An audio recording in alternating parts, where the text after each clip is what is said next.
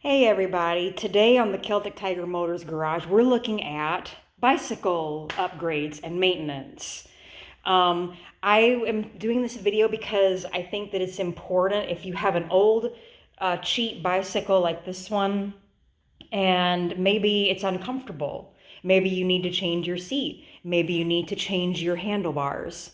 So I will tell you that if you want to raise your handlebars, you can, this is a quill stem type uh, that goes into the front forks on this bicycle. And what I did is I just took the old quill stem out and I replaced it with this mechanism that on the other side, it has an adjustable angle where you can adjust the height. You probably can't. Yes, there you go. You can go from 0 to, I assume that's 60 degrees. And I have it set all the way up because I'm a short person and I need as much height and angle as I can get. So the handlebars used to sit basically right above the opening to the front fork, and the handlebars were forward. They were facing this way, so like you were racing.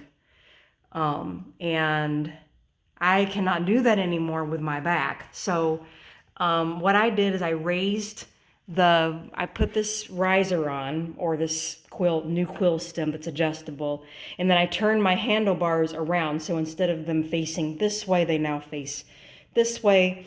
And the issue that you're going to run into if you decide to do this is you will run into the brake cable length issue.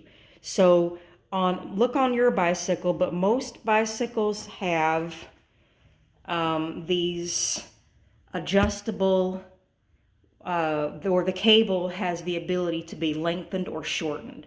For this bike, the rear brake cable, I had to shorten a whole lot.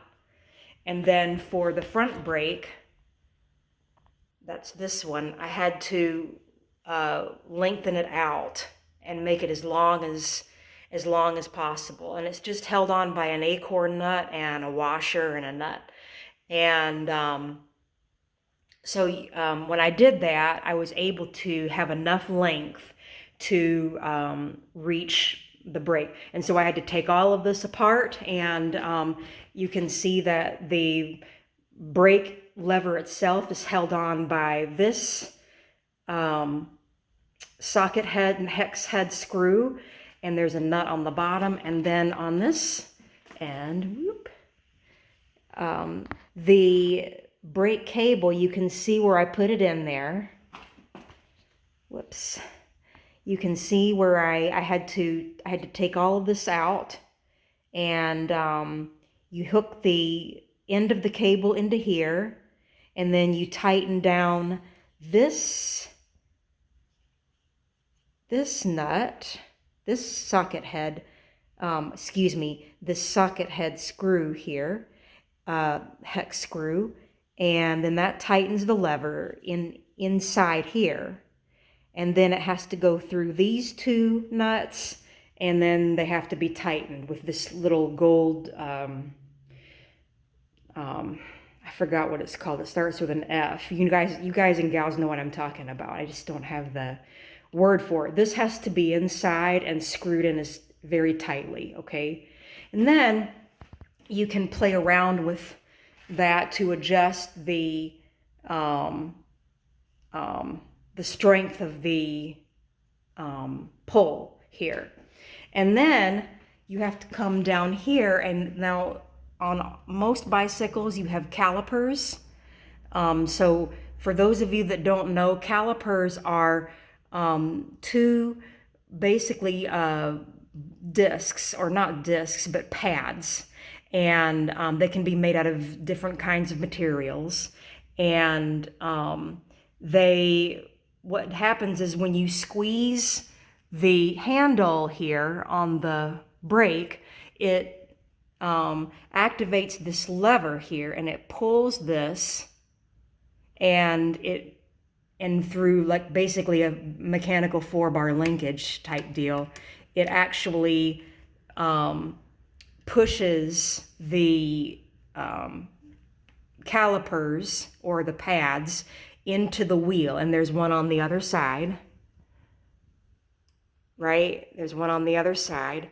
And when they squeeze together, it makes friction, and then it makes the wheel stop, okay? So that's how caliper brakes work. Unlike the brakes on the prototype motorcycle, which are drum or expandable brakes that use, and I've done videos on those. You can go back on YouTube and watch my video on how expandable drum brakes work.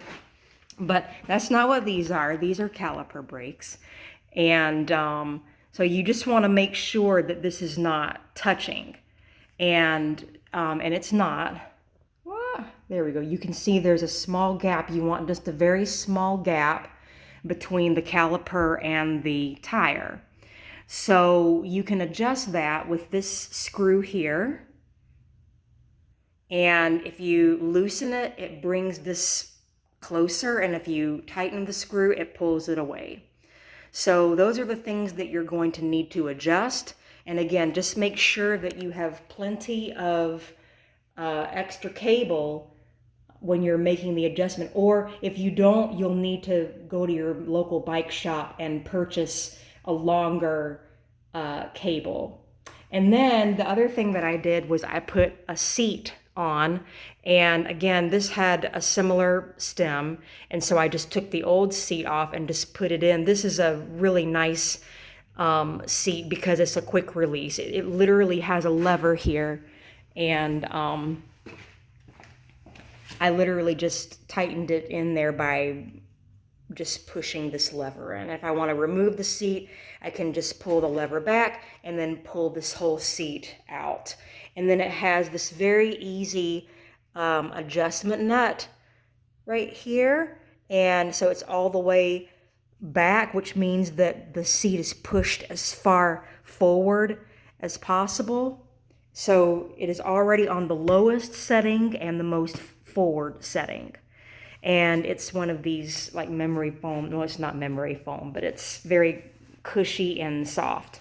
So anyway, those are some things that you can do to make your ride more comfortable. And if you're not planning on racing, I just plan on, doing this for exercise. So anyway, I hope you learned something today. I hope this was helpful. And I'll see you next time on the Celtic Tiger Motors Garage.